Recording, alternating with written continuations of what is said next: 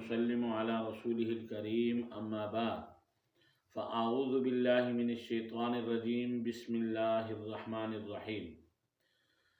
मोहतरम सामीन इकराम, मेरे अज़ीज़ भाइयों, दोस्तों और बुज़ुर्गों, आज हमारी गुफ्तगू का मौजू है मलके बिल्कीस और उसका तख्त। हज़रत सुलेमान अलैहिस्सलातु वस्सलाम का ज़माना था।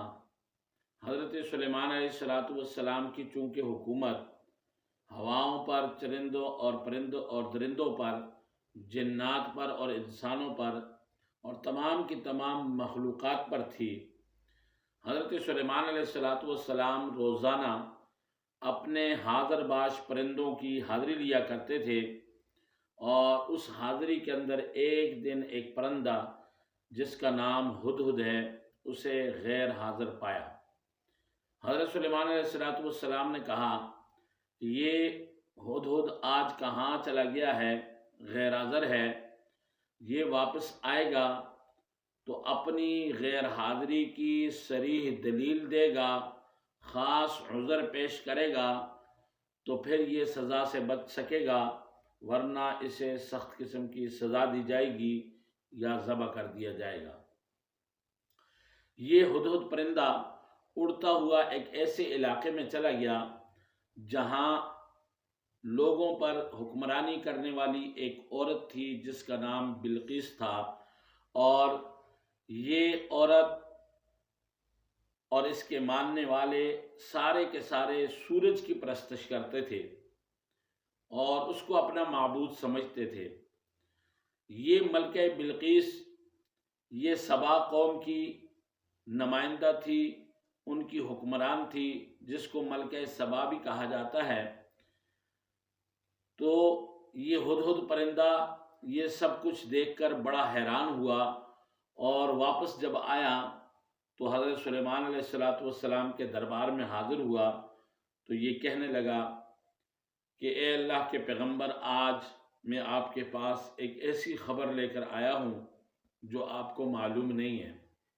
इससे मालूम हुआ कि अम्बिया अलैहिमुस्सलातु व तस्लीमात गैब नहीं जानते।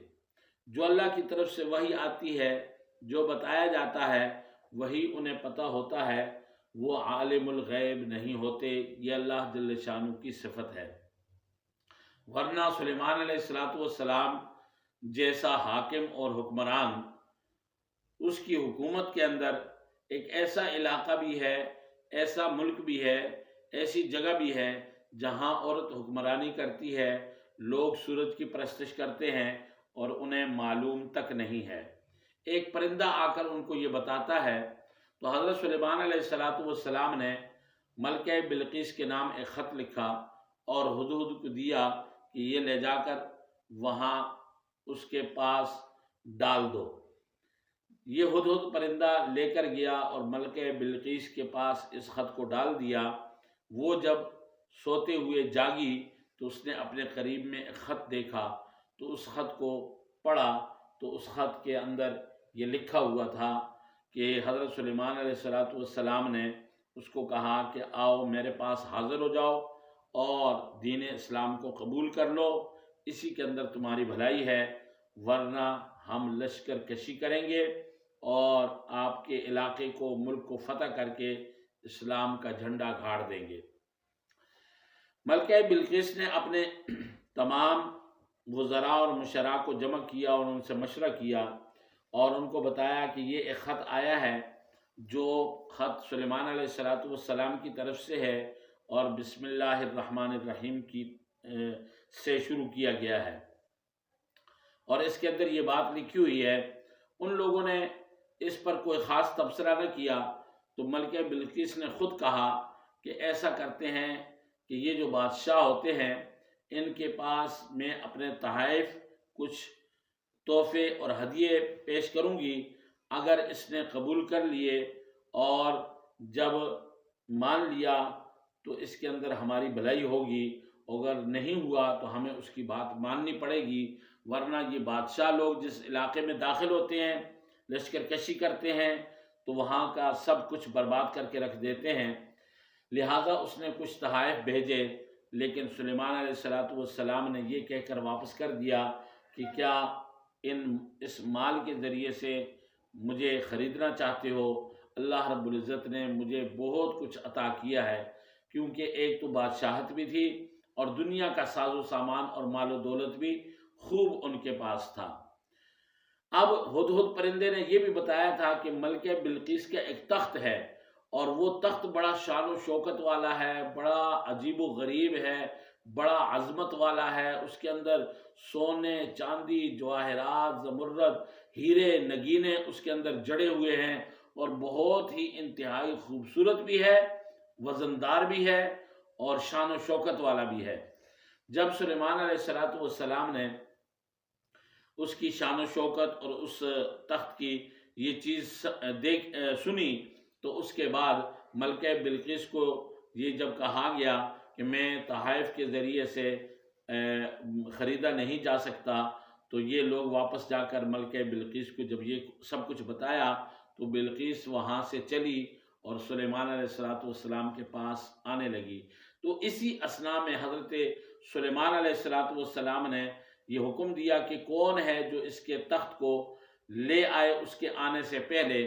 تو جنات میں سے ایک جن تھا جو دیو قامت تھا، اس نے کہا، جس کا نام قرآن کے اندر عفریت کہا جاتا ہے اور قرآن کی زبان میں اس کو عفریت کہتے ہیں، اس نے کہا کہ میں پلک جھپکنے سے بھی پہلے اس تخت کو میں آپ کے پاس لے آؤں گا۔